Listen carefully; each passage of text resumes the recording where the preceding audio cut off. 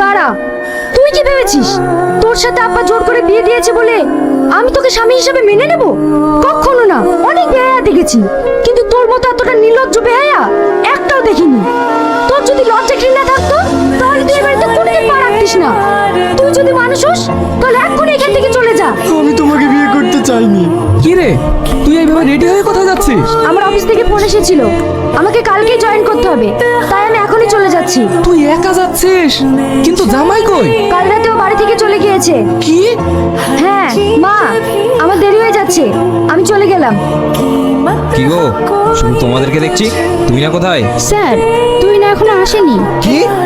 এখন যে বিএমবি কোম্পানির মালিক ঢুকবে, তাকে বরণ কে করবে? হ্যাঁ, আমি চলে এসেছি স্যার। তোমার সব কাজে লেট। সরি স্যার, আমি সব দেখে নিচ্ছি। এই সব কিছু তোরা রেডি করে রেখেছিস তো?